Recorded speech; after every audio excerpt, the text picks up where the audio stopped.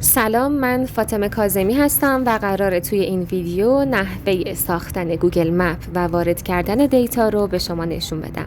مای مپس رو سرچ میکنیم، وارد لینک اول میشیم، با کلیک روی گزینه کرییت نیو مپ نقشه جدید میسازیم.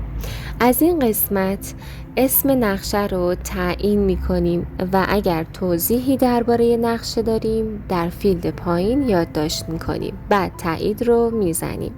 یه لایه پیش‌فرض وجود داره و ما میتونیم از طریق گزینه اد لایر لایه دیگه اضافه کنیم. در مواقع لازم لایه میتونه قابل مشاهده یا پنهون باشه. از طریق گزینه ایمپورت فایل مورد نظر رو انتخاب میکنیم. پنجره باز میشه که میگه توی کدوم ستونهای فایلت موقعیت علامت‌های نقشه رو مشخص کنم. من توی ستونهای لانگیتوئید و لاتیتوئید موقعیت‌ها رو گذاشتم، پس همینا رو انتخاب میکنم. اما اگر توی ستونی که عنوانش آدرس بود موقعیت‌ها رو گذاشته بودم، آدرس رو انتخاب میکردم.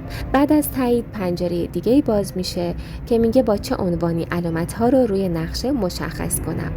یک مورد رو انتخاب میکنیم و تایید رو که بزنیم اطلاعات فایل وارد نقشه میشه.